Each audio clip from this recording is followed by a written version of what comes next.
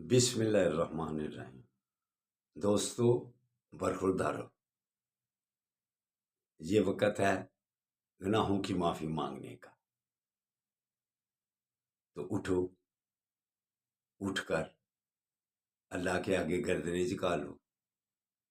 اللہ سے جتنے بھی گناہ کیے ہوں گے، سمندروں کی جھاگ کے برابر بھی ہوں تو اللہ گناہ معاف کرتا ہے، لیکن معافی مانگے تو صحیح نہ۔ تو یہ وقت بہترین ہے۔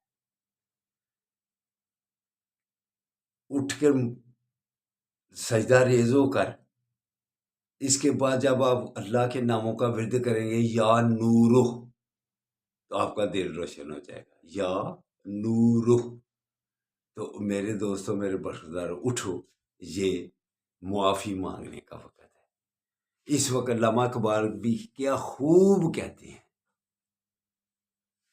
ہم تو مائل بکرم ہیں کوئی سائل ہی نہیں، راہ دکھلائیں کسے کوئی راہ روے منزل ہی نہیں۔ میرے دوستوں، میرے برخورداروں، اٹھو، اٹھ کر اب ہم اپنے گناہوں کی معافی مانگ لیں۔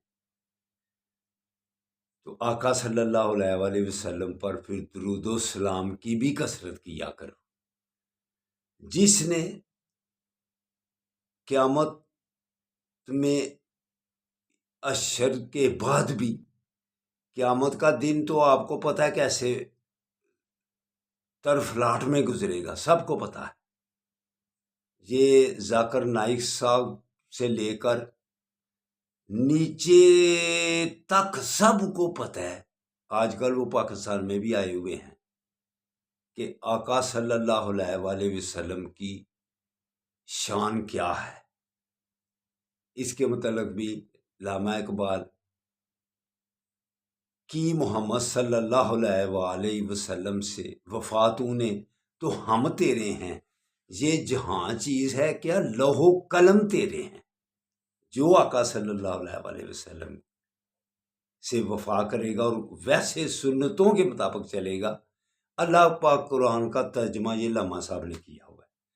تو ڈاکٹر ذاکر نائک صاحب، آپ پاکستان میں آئے ہوئے ہیں، لوگوں سے آپ کی ملاقاتیں ہو رہی ہیں، علماء آپ سے سوالات کر رہے ہیں، تو ہم نے بھی جو سنا ہوا ہے وہ بھی آپ سے ریکویسٹ کرتے ہیں کہ ان کا بھی جواب آپ نے دینا ہے کہ نبی کریم صلی اللہ علیہ وآلہ وسلم سے بڑھ کر شہید کا رتبہ قرآن پاک میں جیسے کہ شہید زندہ ہوتے ہیں، سارے شہداء ایک پاس ہے، تو آقا صلی اللہ علیہ وسلم کی شان تو اعلیٰ سے اعلیٰ ہے۔ سوائے اللہ کے کوئی آقا صلی اللہ علیہ وسلم کی شان کو جان سکتا ہے؟ ہم جیسے یا کوئی بھی عالم یا کوئی بھی صحابہ سے فرما رہے ہیں کہ آپ میری حقیقت کو سمجھ سکتے ہیں؟ چاہے جائے کہ آج کا عالم، خواہ وہ ذاکر نائک ہوں یا وہ کسی مسلک کا بھی عالم ہو، کیا وہ آقا صلی اللہ علیہ وآلہ وسلم کی شان کو جان سکتے ہیں؟ اس کے متعلق آقا صلی اللہ علیہ وآلہ وسلم کے متعلق، نبیوں کے متعلق ذاکر نائک صاحب کا کیا پیغام ہے؟ ٹی وی میں ہم نے خود سنا ہوا ہے کہ جو مر جاتا ہے وہ مٹی کے ساتھ مٹی ہو جاتا ہے۔